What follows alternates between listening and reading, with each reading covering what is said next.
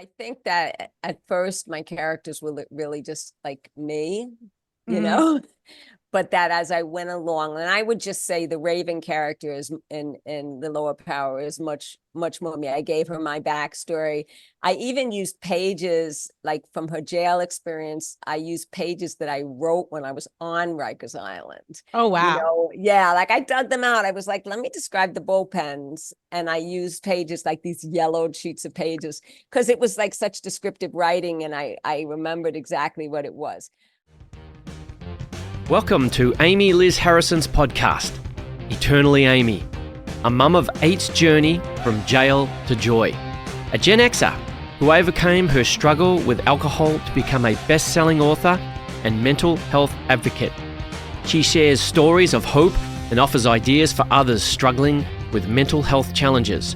One thing is for sure, you'll leave with something to chew on. And now, here's your host, Amy Liz Harrison. Okay, greetings, compadres. Welcome back to Eternally Amy. And now, some of you know a lot of you know that I'm a sober curator, which means I do writing for the Sober Curator, which is an online sober lifestyle magazine, if you will. And one of the joys of being a sober curator is I'm friends with the founder and CEO, Elise Bryson. I mean, not to name drop or anything, just saying. But Elise is a wonderful connector, and she connected me and introduced me to an addiction fiction author, Will Thatcher, who I interviewed. And then Will introduced Elise and me to our guest today, Michele Miller. And she sometimes goes by Michele Weinstadt Miller, Michele W. Miller, or Michele Weinstadt. So a lot of different ways to find her. But here's what's amazing. I'm going to tell you a little bit about Michele because I'm going to read her bio here. And you're going to be like, you had me at hello kind of thing, because her bio is fascinating just in and of itself. Okay. So she's an attorney and an author of 4 published novels. She has 34 years sober after a cocaine and heroin addiction, which took her to jails, institutions, and near death.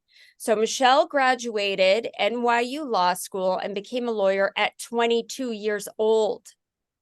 But by the time she was 25, she faced a 15 to life sentence for a drug possession under New York's draconian Rockefeller law. Dun, dun, dun. Right. Sorry, I couldn't help myself. I'm sorry, Amy. So well timed. So good. She And avoided add Rikers Island to that. Everybody knows about the notorious Rikers Island. Okay, I'm so excited to get into this. Okay. So anyway, she avoided prison in that case, but was disbarred for 9 years due to a felony conviction. In recovery, she regained her law license and has worked as a public interest lawyer, eventually serving as chief government ethics prosecutor for New York City, and currently serving as general counsel for the Fortune Society, which provides re-entry services to the formerly incarcerated. Is there anything you don't do, Michele? Okay, last little bit I will read here is she continues to make meetings and work with others to help them escape the horrors of addiction and alcoholism. She has lived most of her life in Upper Manhattan, Harlem, and Washington Heights, where her novels often take place and where she resides with her husband, 21-year-old twin sons? Yes. Yeah, 21. Okay. 2 cats and a large dog. And I got to hear the dog's voice earlier. And you all may hear the dog once again by the time we're done. I love loves it. Dog friendly here for sure. Yeah. Okay, so she is represented by Writers House, and her novels have been published by Blackstone Publishing and Crooked Lane Books. Michele's books have been named Best of 2019 by Strand Magazine, Outstanding August 2021 Mystery and Suspense title by Library Journal, and semi-finalist in the Amazon Breakthrough Novel Awards. Dun, dun, dun. Publishers Weekly calls her newest novel, which is called The Lower Power, by the way, a superbly written tale of urban survivors fighting to save themselves once more. Michele, welcome. Thank you. And the crowd goes wild. Yeah, I not much more to say after all that, right? I mean, like, I'm blown away by all of that, but I would love it if you wouldn't mind unpacking a little bit of your story for us, just however much or Sure. little you would like to. Yeah, no, well, it's even worse. I started using pills and alcohol at 13 years old. My father had primary progressive multiple sclerosis, which was the chief problem in my family. He was becoming very devastatingly handicapped, and there were other things as well, but that was the precipitating thing that brought me into adolescence. And I had a very bad run in the first year and a half of my addiction, including really, I should have gotten the signs. I was cutting school and was kidnapped and raped at knife point at 13 years old, which sort of catapulted me even further into the crisis that I was going to go through.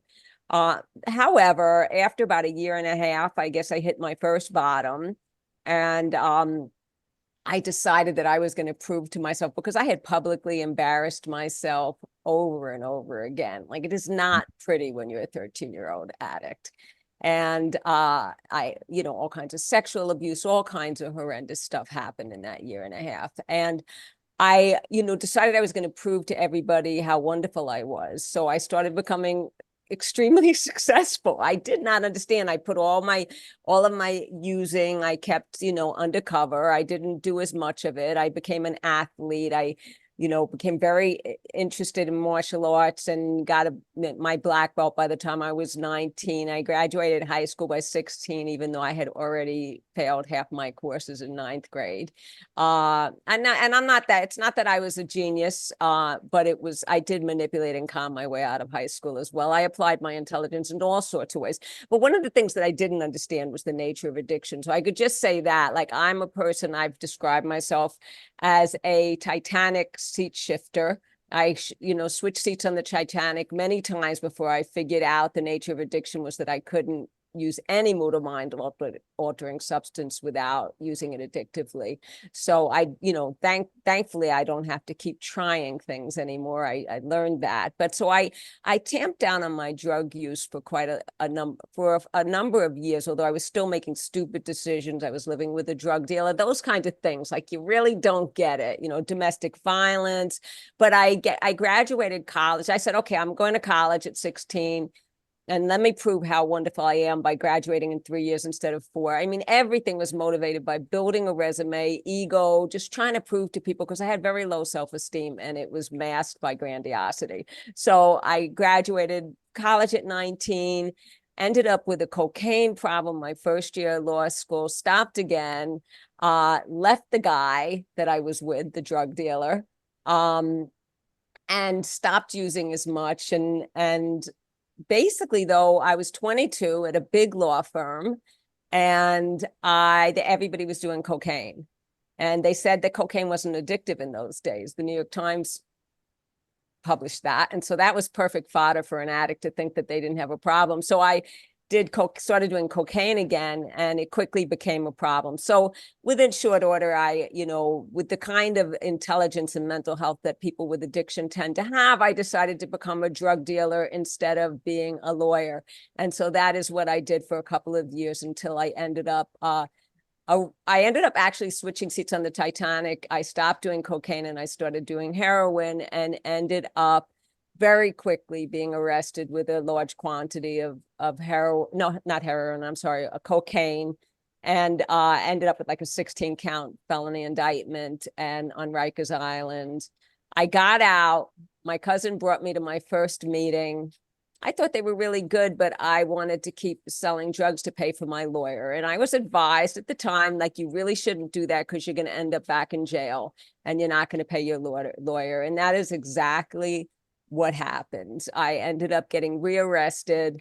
And so I ended up on Rikers Island again for several months because they simply remanded me and didn't let me have bail because they figured I was going to be up to the same shenanigans, which I likely would have been. And I ended up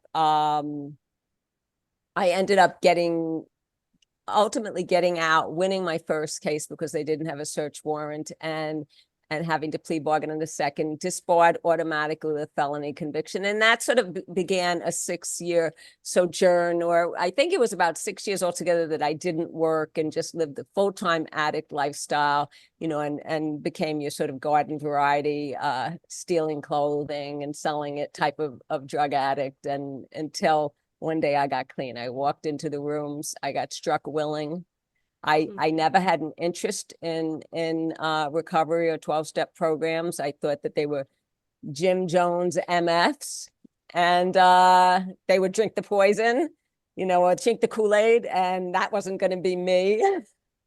But I got struck willing, and I ended up clean after, years of trying to get clean. And my life completely turned around. So after that point, I did all those wonderful things in my bio, and people in the rooms helped me get my license back. An attorney did free legal work, to about $30,000 of free legal work for me to try to help me get my license back. And I was the first, or one of the very first addicts with a drug conviction to get their license back in New York. It was not easy. And from there, I practiced law with all of the inconveniences of having a felony conviction and being a previously disbarred attorney, which is, definitely does shape a career, but especially back in those days.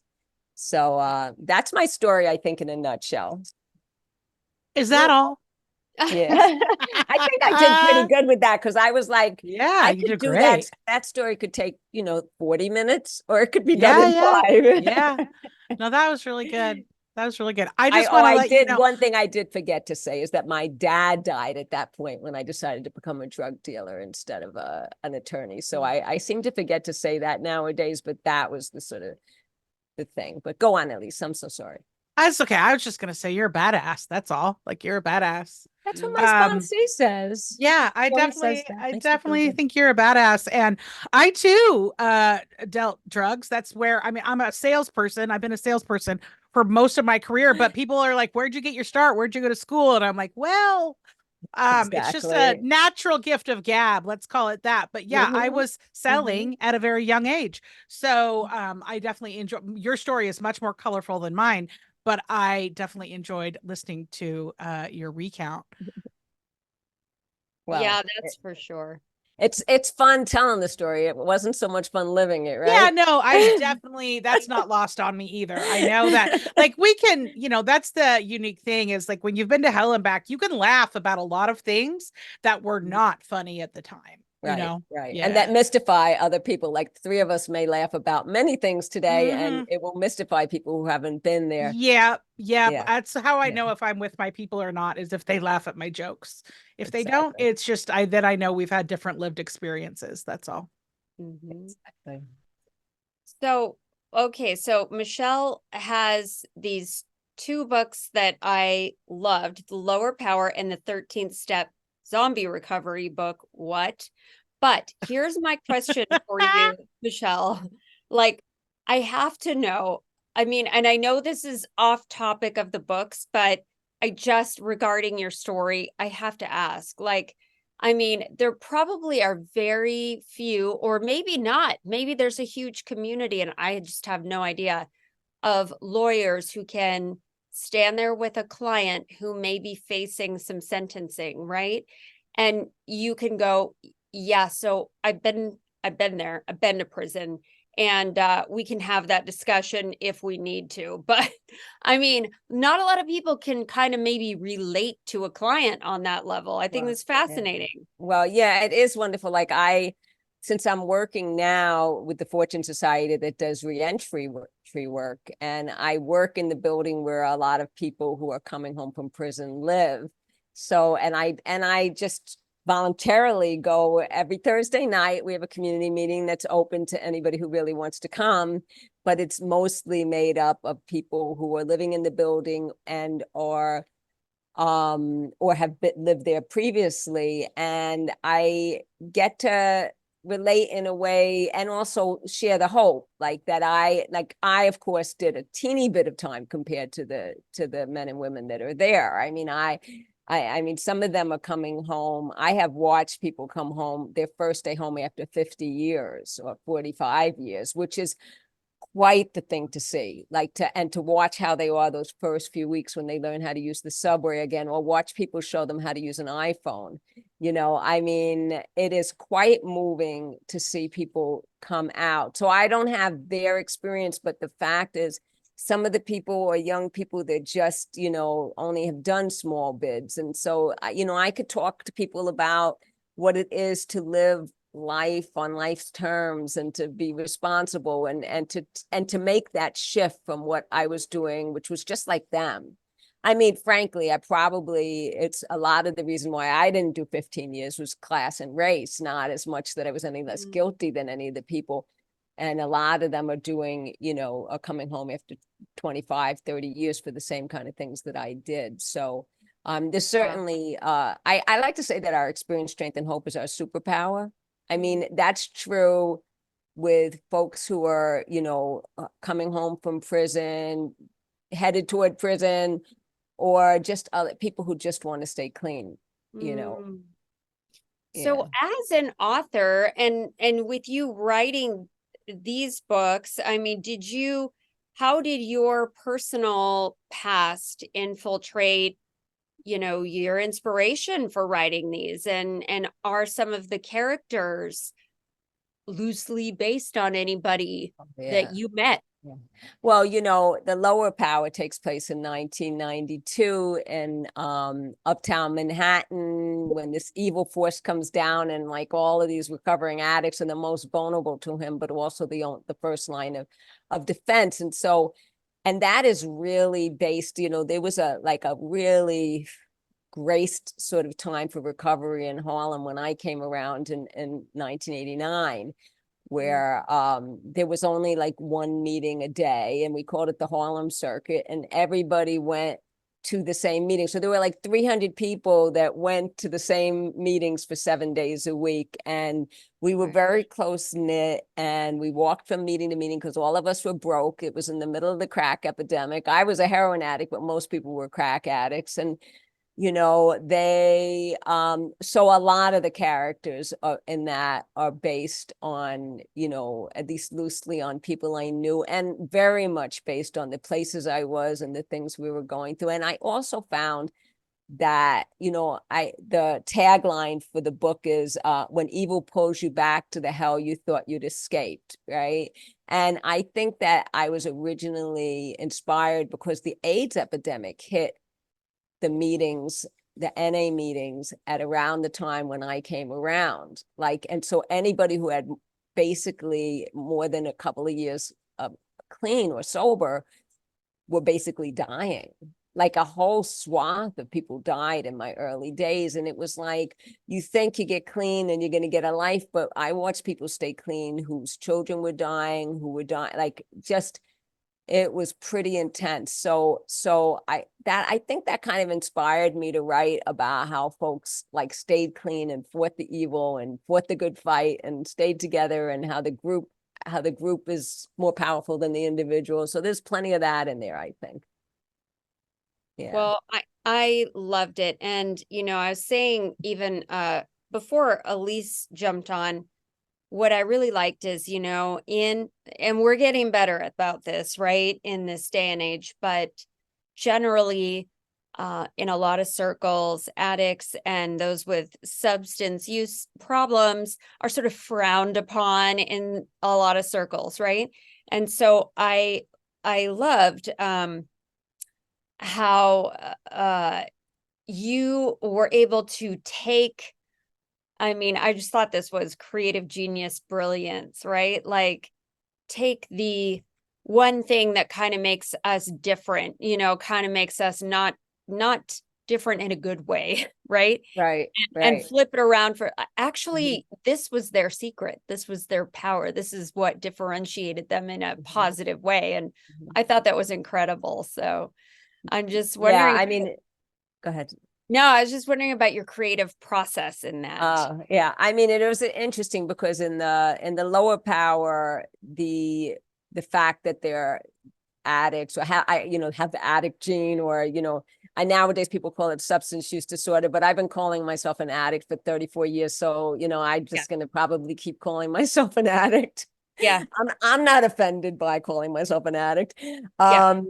So it's both a liability and a strength, and I think that that's true for all of us, right? In the zombie recovery book, it was just a strength. It was just and that it's interesting because that book, I had so much fun writing that book. Believe it or not, the zombie book is really light and funny compared to like some of my other stuff. Like I don't know, because I was just saying to Amy earlier that I had started listening to the audio because I hadn't read it or heard it for a very long time, and I was like chuckling. I was like, oh, that's pretty funny. And that was sort of a love letter to the programs, but it was also a satire. And I usually find that it is my first chapter. Like, I'll have a vague idea of what I want to write, and then I'll get this idea for the first chapter, right? And I don't know about you, but like, I came from a place of having such negative thinking that if I had a lotto fantasy, like at the end of it, I would die. Like, I would, I would win $1 trillion and then find out I was terminally ill, right? Like, that would be the way my lotto. I'd go through the whole fantasy, and then I would. But what ended up happening was that 7 of my coworkers, at the time when I was thinking about writing the zombie book, won $380 million on the lotto. And I got the catharsis of killing them all off in the first scene. Like, what would happen if you win the lotto? Like, if there's going to be a zombie apocalypse, somebody's going to be in the middle of a lotto press conference when the zombie apocalypse hit. And I just found that such an amusing idea, to like have the tables turned on people that you're having that big moment. And so that was close, because I watched a little bit of what happened with those folks who won the lotto. I mean, that's an amazing amount of money. That's an insane amount of money. But in my book, they all, a couple of them survived. So so of course my intercom's ringing. We'll ignore it. It's Murphy's Law when you're doing it's totally Murphy's Law. I totally get it. Yeah. So yeah. I just have a question. So so Amy has a couple of books published. I don't, but I am working on a memoir, but I'm also working on an addiction fiction series with Amy. And so I'm learning what it's like to write for characters that are not me, but I am finding that the best way for me to do that, if there's a little tiny part of me in the character that helps me relate to the character a little bit more. So I'm curious, with the books that you've written, like, do you see a little piece of yourself in every character, or like, how do you go about what's your process around making up characters? Well,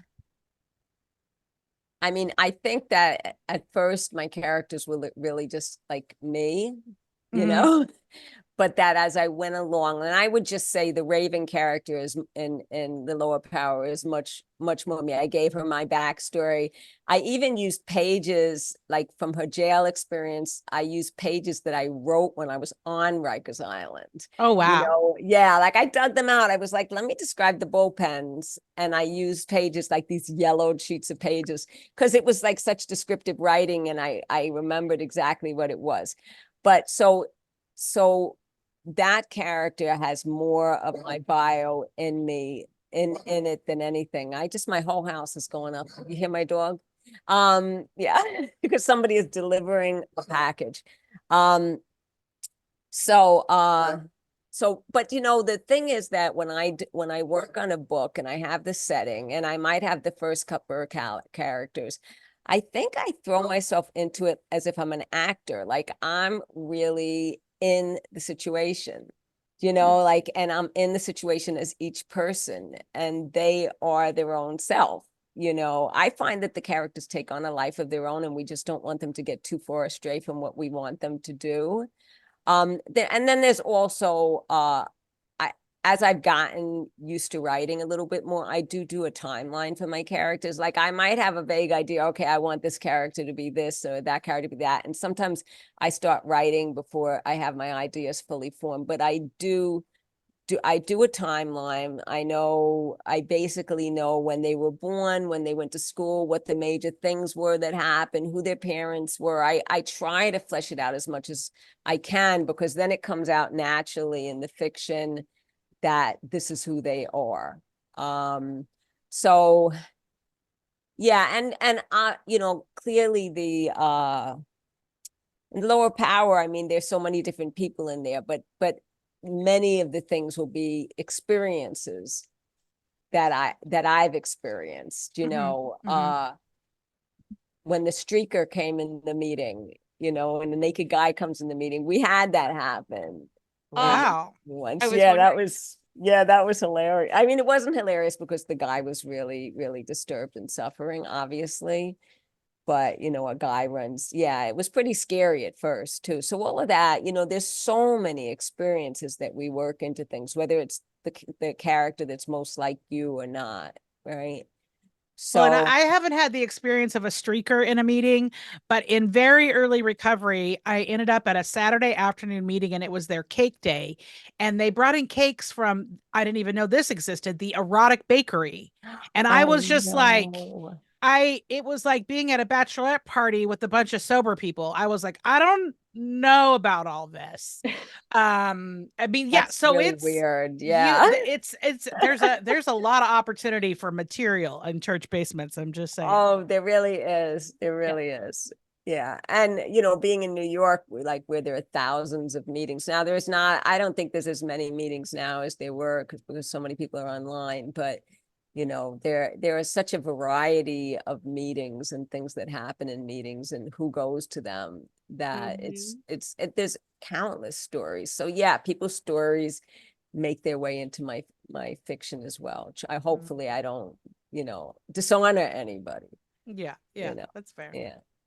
And okay, so speaking of characters and character development, are you the kind of author, Michele, who, I mean, you mentioned the timeline, right? And I get that, and I've used those too. And sometimes I know exactly what I want the character to become, or I sort of like know my plan. And then other times I have a real strong sense of the essence of who the character is at the beginning, but I kind of don't know what's going to happen and how they're going to develop. Exactly. Which way do you kind of operate, or do you do both?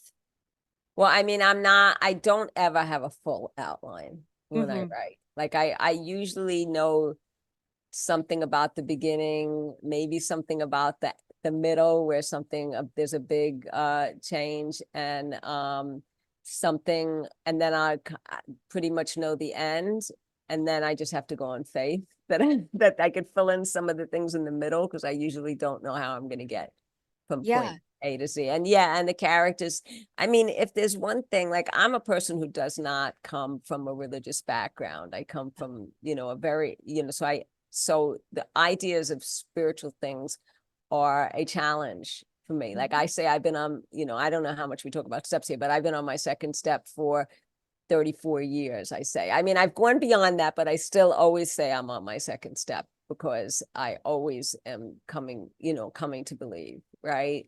And if there's one place where I see grace, it's in writing fiction.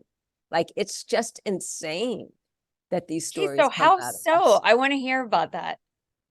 Well, because I mean, I could start off, I know that I don't have the power to create these stories. Like, I don't really feel like it's true that I will brainstorm and, you know, and I will dig deep to get the right idea. And also one thing I don't do, which I'm sure many people aren't as meticulous, you know, about things as I am, or not as much a perfectionist, is that if anything's stupid, I'm not keeping it.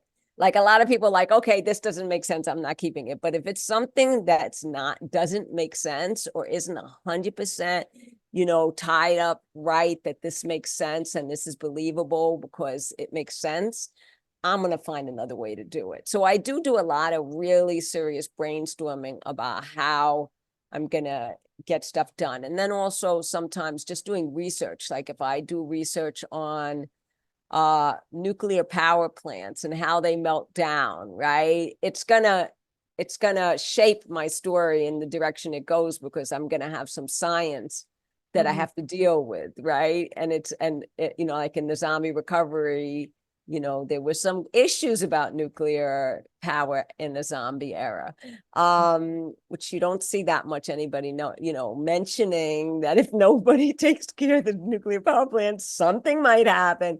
But, so all of that stuff will shape the story, because it's gonna basically, like, the path will become narrow. I have to make the path.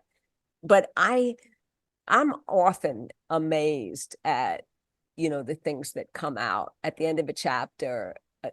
It's just not expected. Like I couldn't have anticipated it, and things just come up. It's just amazing process, and it really feels like grace.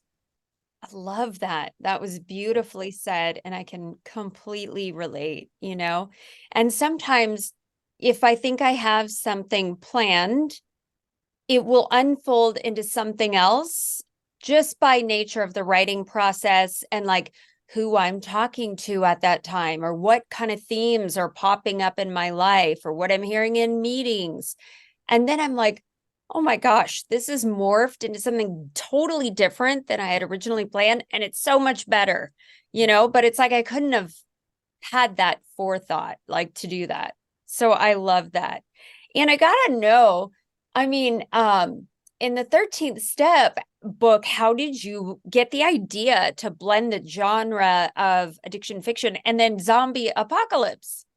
Well, nobody called anything addiction fiction back then. But Okay. a lot of us, there were other authors who were doing addiction horror, combining horror and addiction. I mean, this is just some stuff I had to get out.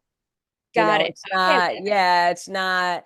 And also the thing is that I know recovering people better than anybody. So for me to, I've done characters that weren't in recovery, but the way we talk to each other, the level at which we talk to each other about our feelings and the way we process things together, like there's nothing like when you're at if you go to a recovery party and everybody's talking about something deep. They're having fun, but everyone's talking about deep stuff. Whereas if you're with civilians at like a social event, people might talk, it might take years to get to that level of intimacy with people. So, so I know recovering people best, and they just, they write themselves.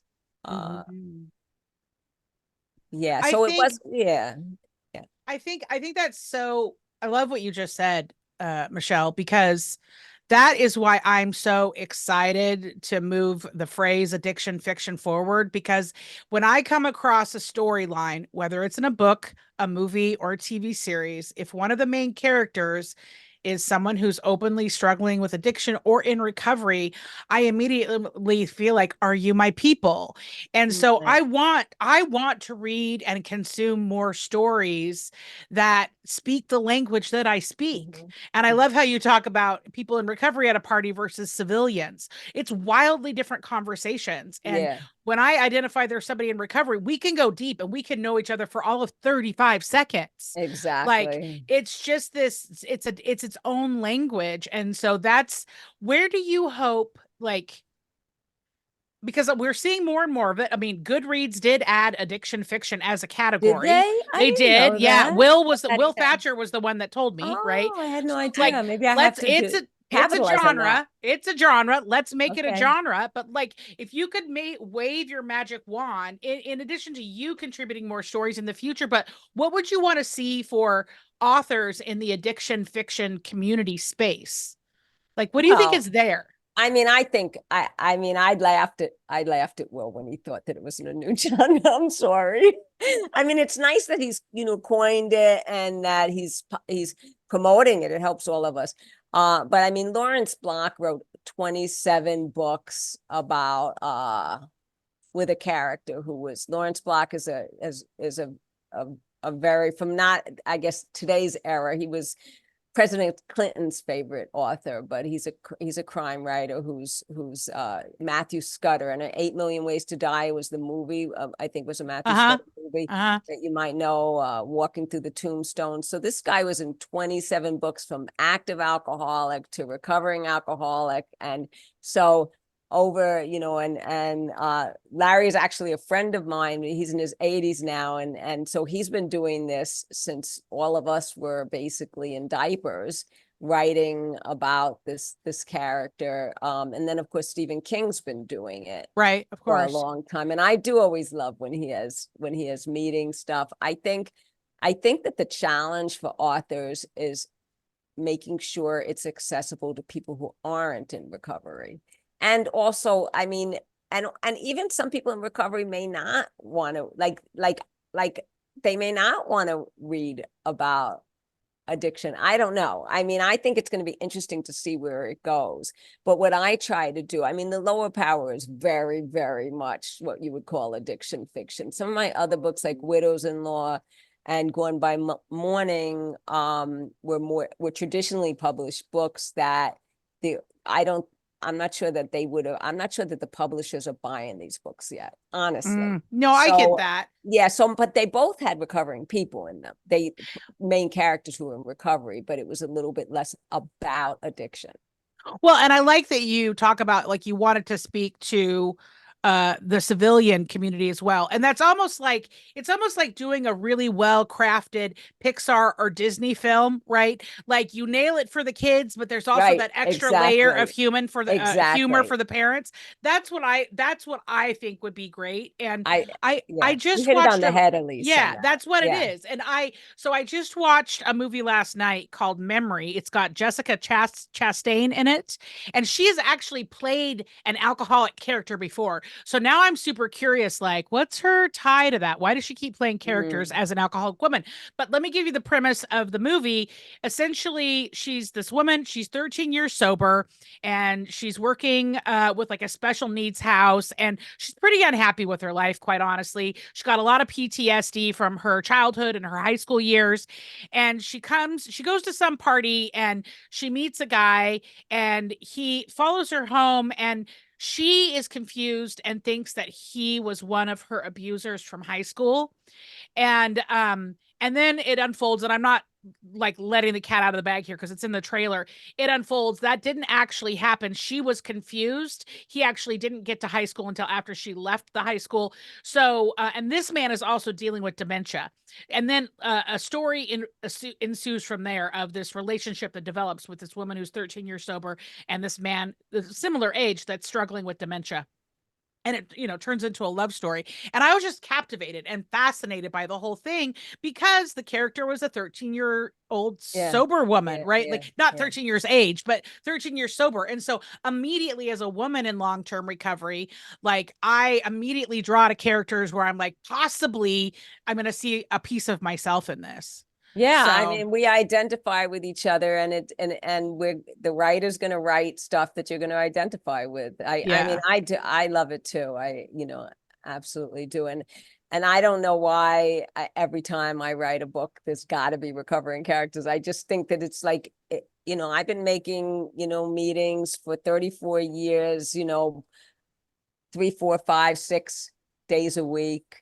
I mean, so I live and breathe recovery. Like, it is my lifestyle. So if it's my lifestyle, it's sort of my it's kind of like it's our culture, just like somebody else will write about their, from the vantage point of their culture. I write about it from the this is who I am, so it's hard to get away from. And hopefully, like you said, like, if we can have the right balance, then we can get, like, because you worry that, like, say you call it a addiction fiction, that you just you have your audience instead of you double your audience, because Right. people but I still think it's look, that's why you have more than one category. You could have addiction fiction. Yes. Yeah. And what I want to see for the whole thing is, I just want there to be more stories about people that struggle with addiction. That's not about 28 days in rehab or their bottom. Like, we're more than that part of That's time true. in our I life. agree. So Yeah. I don't actually care what other part it is. It can be all the other parts, just like not only that part. So No, I agree. I agree with you completely. yeah. This is such an interesting topic, that we've now kind of gotten on to. I love hearing, Elise, that there's a movie out there that has somebody who's 13 years sober, because we don't really hear about those middle years too much. You know what I mean? And I have to tell you, just because we're amongst friends here, right? So the fact that she was forced to do all these things by a bunch of high school boys, and it has clearly affected who she is as a woman, even at 13 years sober, it still affects her ability to be intimacy. She's a single mom and she's an amazing mother, but she has a very broken relationship with her mother. She's a very unhappy character, a very unhappy woman. Right. And at first, when I thought, here's what I thought was going to happen with the story. I thought she was going to think he was one of her abusers. He was going to have dementia and not remember that he was her abuser. And somehow she was going to forgive him and realize he was a good person or something. That's where I thought it was going to go. It didn't go there. It took the twist of no, didn't know him at all. But then it made me think about my own experiences from high school, and how in some ways, some of those are still with me all these years later. Right. Absolutely. And they affect my relationships or my lack of relationships. So it was a good movie because I could chew on it. Right. There was a lot of different pieces of it I could chew on. So it just, it's on Amazon. You can rent it for $5.99. Thank you. You're welcome. Well, Review coming shortly at the Sober Curator. You're welcome. I love it. And I mean, to what you were saying, Michelle, also, yeah, it's like what we know. If we have a sober recovery lifestyle, that we do this thing every day, right? Contribute to our sobriety and our recovery, whether that's through meetings or sponsoring or whatever it is that we're doing. And it comes out of us kind of naturally now, or at least it does for me. I'll speak for myself, right? So, for example, earlier today, I was going on a little tour of a friend's, I'll just call it like an organization, basically. And they are part of, one of their pillars is recovery. But I couldn't ever, and I must have asked it like 50 different ways. What do you mean by recovery? Like, what exactly do you guys stand for? What is your sort of curriculum? What is your belief, about that word? And it was very difficult for him to vocalize that and to put it into words. And so it was clear that, like, I mean, yeah, I speak a kind of a general English language, right, around recovery, but I also, I mean, I'm a 12-stepper, and that's the language that I speak more. So I was trying to kind of translate, like, what are we all talking about here?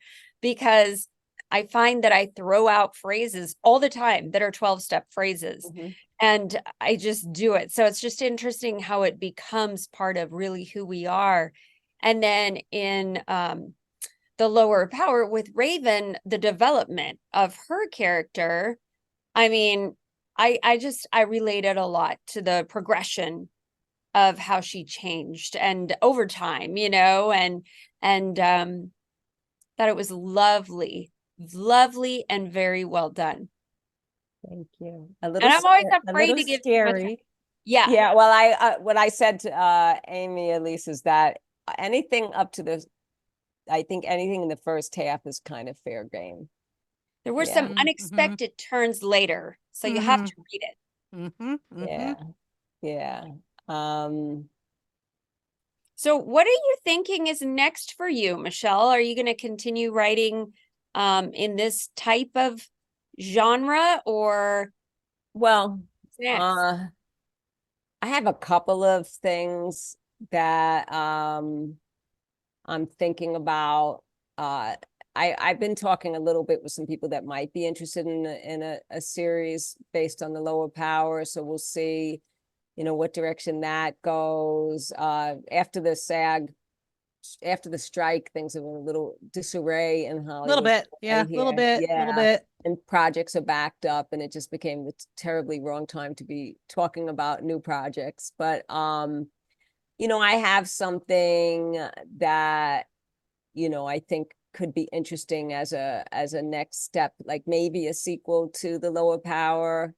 I also have always had a sequel to the zombie recovery book that I've had in my mind, but because I just like loved living in that world, that washed clean world.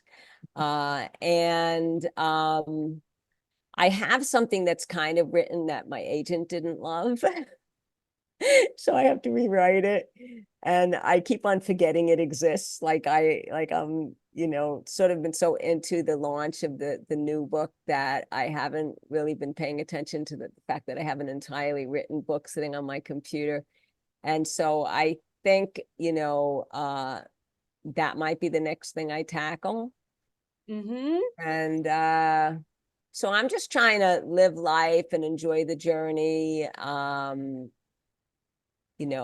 Get out the word about the books and hope that, one person said to me, after reading The Lower Power, I definitely will never use again.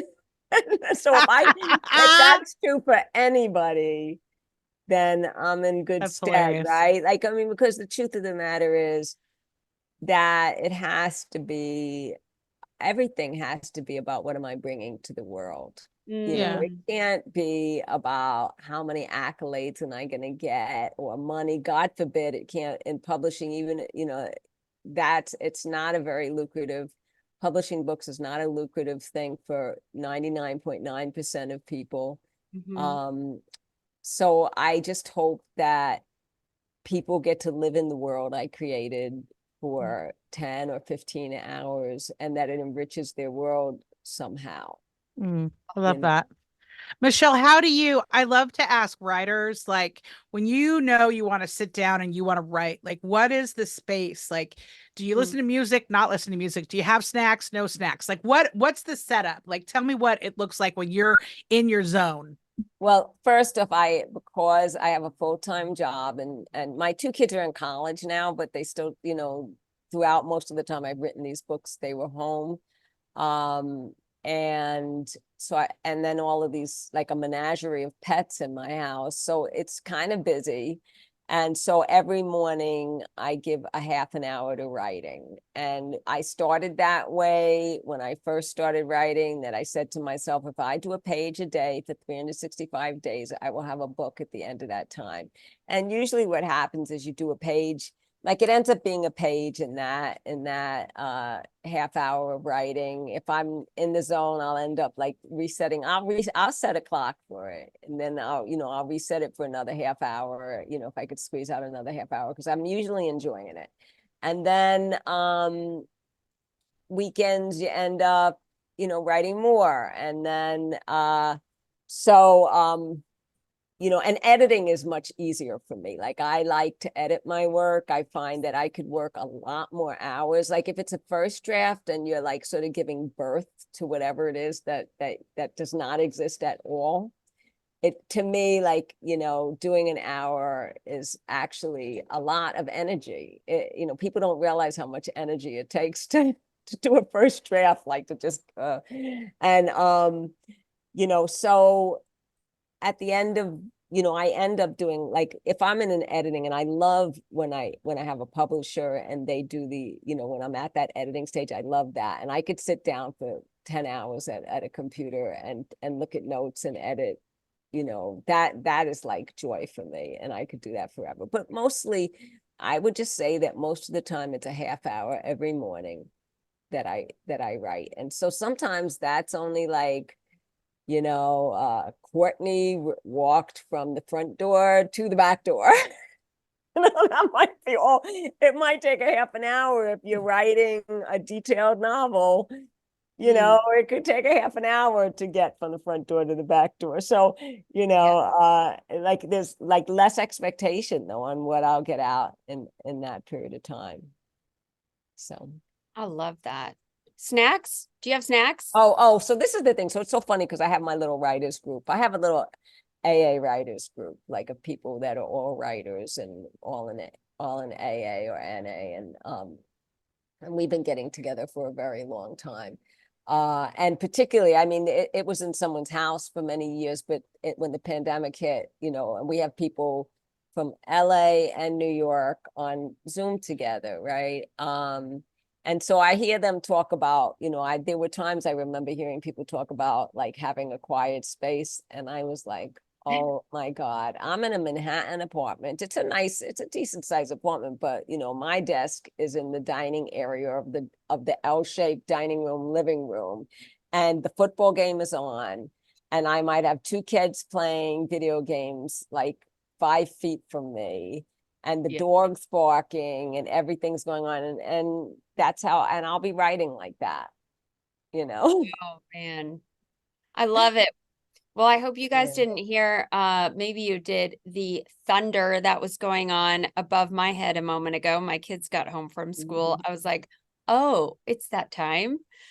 So, okay. So Michele, I have to say you are a very fascinating person. I am beyond thrilled to have met you.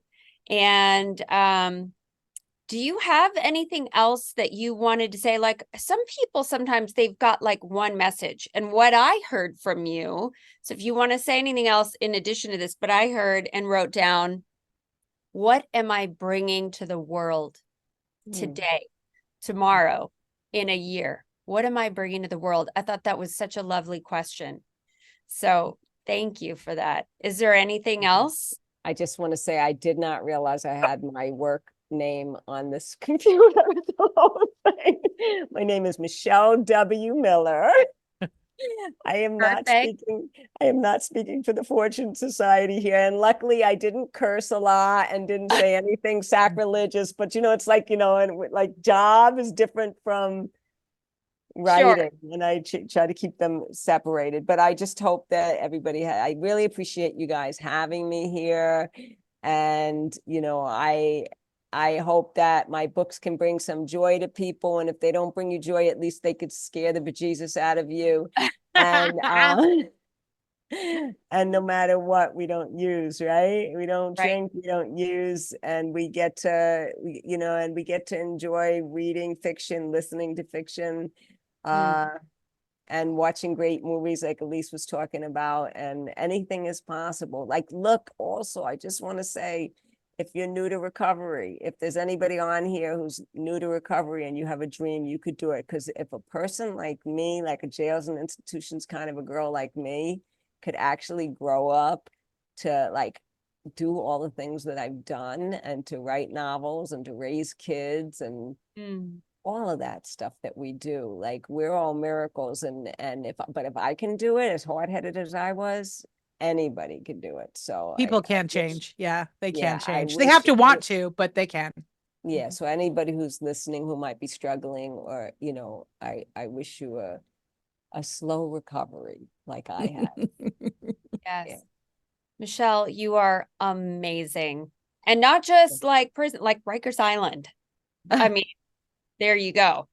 Yeah. You're incredible. Thank you so much for everything. And if you are listening today, just remember to be kind, rewind.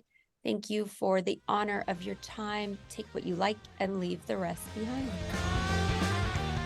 Thank you so much for listening to Eternally Amy, a mum of eight's journey from jail to joy.